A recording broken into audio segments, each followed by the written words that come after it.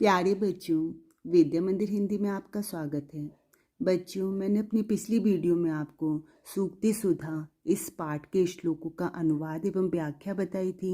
चलिए आज मैं आपको विद्यार्थीचर्या इस पाठ के श्लोकों का अनुवाद एवं व्याख्या बताती हूँ। ब्राह्म्ये मुहूर्ते बुध्येत धर्मार्थौ च अनुचिन्तयेत् काय क्लेशांश्च तन्मूलान वेद तत्वार्थमेव च।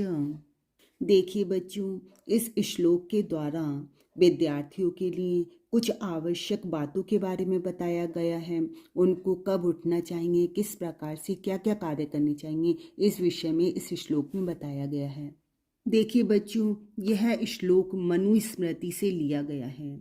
मनु का कथन है, ब्राह्मे मुहूर्ते बुध्येत, ब्रह्म मुहूर्त में जागना चाहिए, अर्थात सूर्योदय से पूर्व ही जागना चाहिए। यहाँ पर विद्यार्थियों के लिए कह रहे हैं मनु कि विद्यार्थियों को सूर्योदय से पूर्व जागना चाहिए।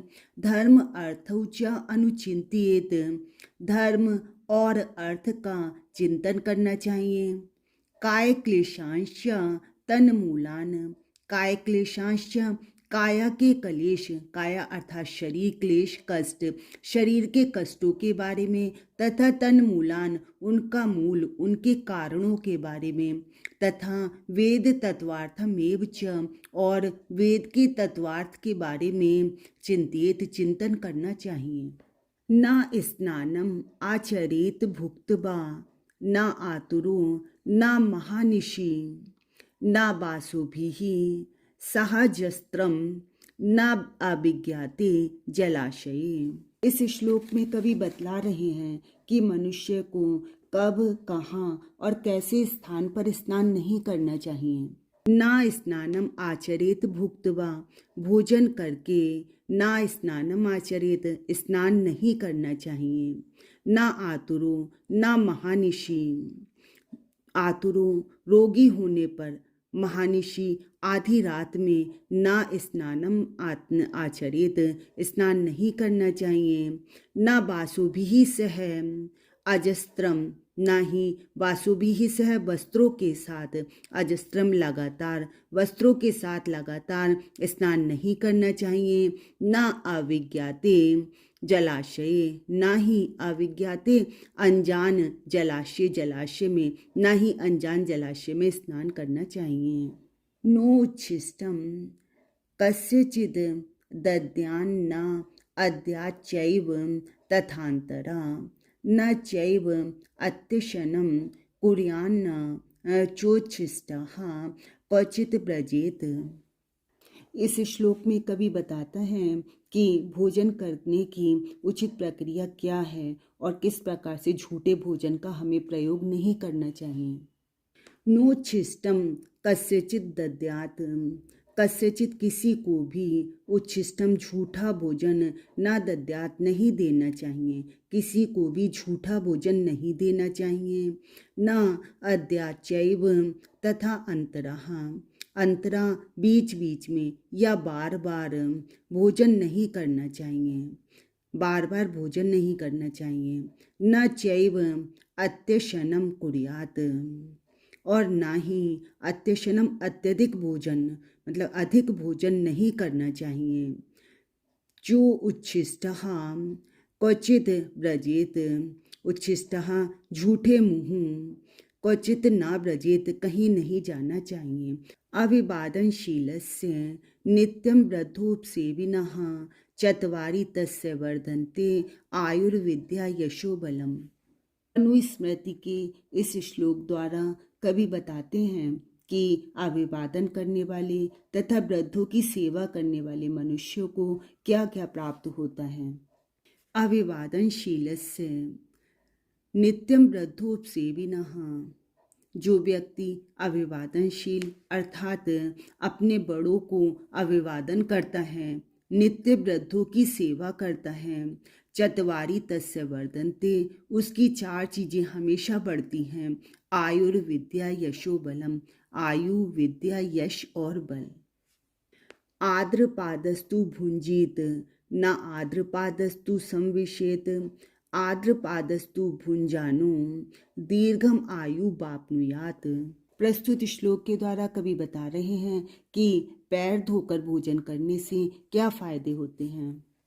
आर्द्रपादस्तु भुंजीत, आर्द्रपादस्तु गीले पैरों से भुंजीत भोजन करना चाहिए, अर्थात पैर धोकर भोजन करना चाहिए।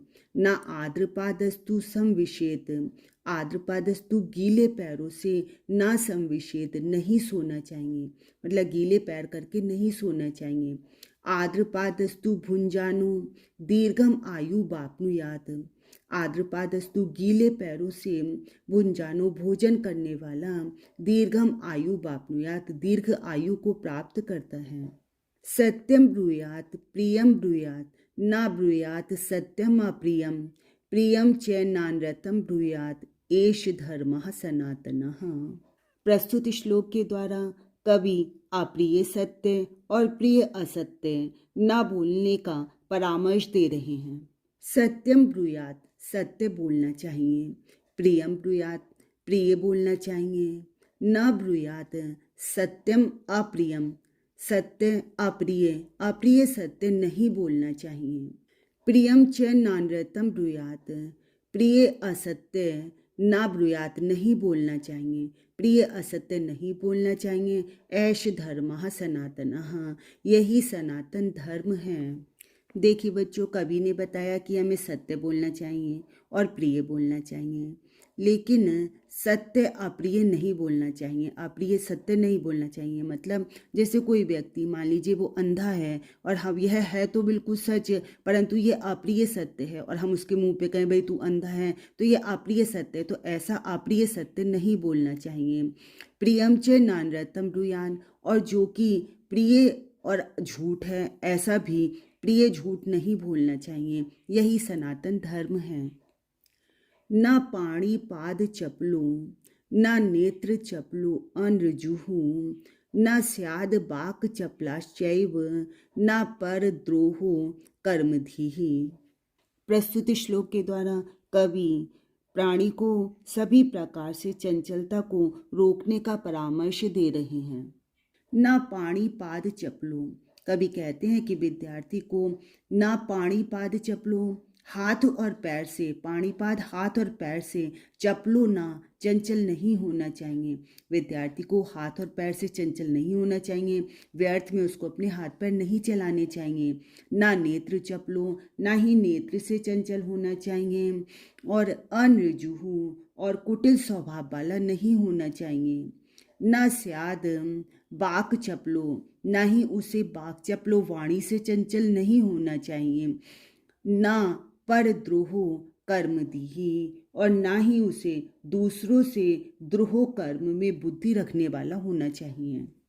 यहाँ पर कवि का कहने का तात्पर्य यह है कि विद्यार्थी को कुछ भी करने, कहीं भी जाने, सब कुछ देखने और कुछ भी कहने की प्रवृत्ति पर अंकुश लगाना चाहिए। सर्वलक्षणहीनो अपि यः सदाचारवान् नरः श्रद्धानो अनसूयश्च शतं वर्षाणि जीवति। यहाँ पर कवि बताते हैं कि जो सदाचारवान मनुष्य होते हैं वो 100 वर्षों की आयु को प्राप्त करते हैं। सर्वलक्षणहीनो अपि, सभी शुभ लक्षणों से हीन होने पर भी, यह नरः जो मनुष्य सदाचारवान सदाचारी, श्रद्धानु श्रद्धालु, अनसूयश्च दूसरों की निंदा ना करने वाले होते हैं, वह शतम वर्षाणि जीवति, वह 100 वर्षों तक जीवित रहते हैं। सर्वपरवशम दुखम सर्वम आत्मवशम सुखम एतद्द्वयात् समासेन लक्षणम सुख दुःखयोः। प्रस्तुत श्लोक के द्वारा कवि सुख और दुख के लक्षणों के विषय में बता रहे हैं। कवि का कथन है कि सर्वम परवशम दुखम, जो दूसरों के अधीन है वह सब प्रकार से दुख है। सर्वम आत्मवशम सुखम, और जो आत्मवशम जो अपने अधीन है वह सब प्रकार से सुख है। एतद्द्वयात् समासेन लक्षणम सुख दुःखयोः, यह दोनों समासेन संक्षेप में सुख और दुख के लक्षण हैं।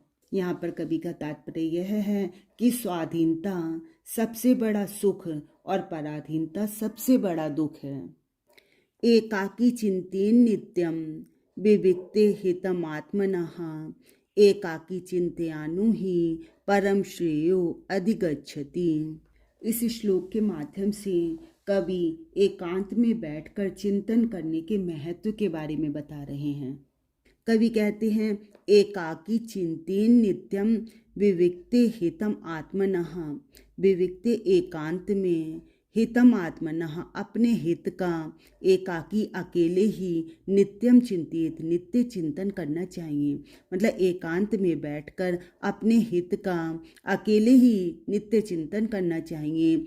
एकाकी चिंत्यानु ही, जो अकेले में बैठकर जो अपने हित का चिंतन करता है, ऐसा चिंतन करने वाला ही व्यक्ति ही परम श्रेयो अधिगच्छति, परम कल्याण को प्राप्त करता है।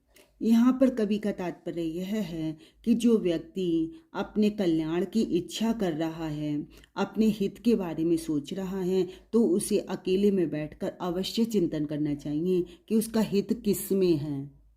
बच्चों, मुझे उम्मीद है आपको विद्यार्थीचर्या पाठ के श्लोकों का अनुवाद तथा व्याख्या अच्छी प्रकार से समझ में आई होगी। मेरी वीडियोस देखते रहिए, लाइक और शेयर करते रहिए। धन्यवाद।